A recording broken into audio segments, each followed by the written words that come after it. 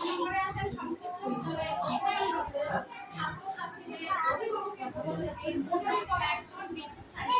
এখানে বিদ্যুৎসাহী বলতে কিন্তু পড়াশোনার প্রতি যে অনুরাগী, যে মহিলা অভিভাবক, অভিভাবকের পক্ষ থেকে ন্যূনতম এসএসসি পাস নিয়ম করা দরকার। 3 নম্বরে আছে সংশ্লিষ্ট বিদ্যালয়ে অধ্যয়নরত ছাত্রছাত্রীদের অভিভাবকের পক্ষ থেকে মনোনীত একজন বিদ্যুৎসাহী পুরুষ তাকে কমপক্ষে ন্যূনতম এসএসসি পাস হতে হবে। তাহলে আমাদের প্রধান শিক্ষক সহ একজন বিদ্যুৎসাহী অভিভাবক, একজন পুরুষ, একজন নারী, তাদেরকে কমপক্ষে এসএসসি পাস হতে হবে। আর আমাদের 4 নম্বরে আছে বিদ্যালয়ের একজন জমিদাতার সদস্য বা জমিদাতার উত্তরাধিকারী। আর 6 নম্বরে আছেন সংশ্লিষ্ট প্রাথমিক বিদ্যালয়ের নিকটবর্তী যে কোনো সরকারি বেসরকারি মাধ্যমিক বিদ্যালয় বা এমপিওভুক্ত মাদ্রাসা কওমি মাদ্রাসার একজন শিক্ষক।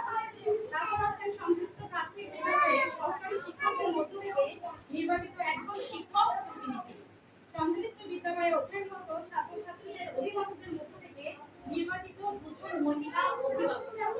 সংশ্লিষ্ট বিদ্যালয়ে অধ্যয়নরত ছাত্রছাত্রীদের অভিভাবকদের মধ্য থেকে নির্বাচিত দুজন তাহলে অভিভাবক দুজন মহিলা, দুজন পুরুষ।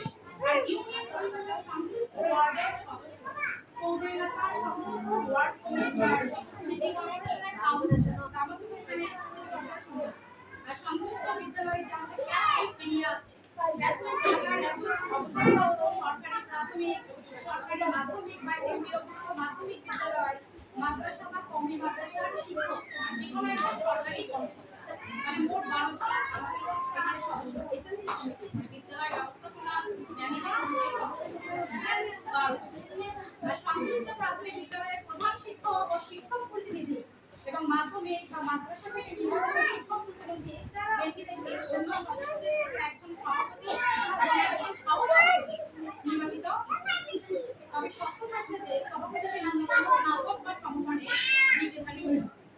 তবে নির্ধারিত শিক্ষাগত যোগ্যতা সম্পন্ন প্রার্থী পাওয়া না গেলে যথাযথ কর্তৃপক্ষের সুপারিশ ক্রমে প্রাথমিক বা গণশিক্ষা মন্ত্রণালয়ে মনোনয়ন প্রদান করবে। পদাধিকার বলে প্রধান বা ভারপ্রাপ্ত প্রধান শিক্ষক কমিটির সদস্য সচিবের দায়িত্ব পালন করবে।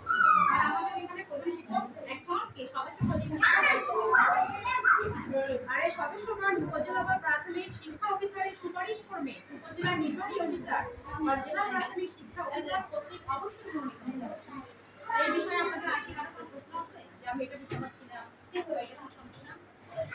তাহলে আমাদের মোট 12 জন সদস্য নির্বাচিত। একজন প্রধান শিক্ষক, জমিদাতার সদস্য বা বিদ্যালয়ে একজন মহিলা অভিভাবক, একজন পুরুষ। আর অভিভাবকদের ভিতর থেকে আরেকজন, দুইজন পুরুষ, দুইজন আর অবসরপ্রাপ্ত সরকারি যে কোনো একজন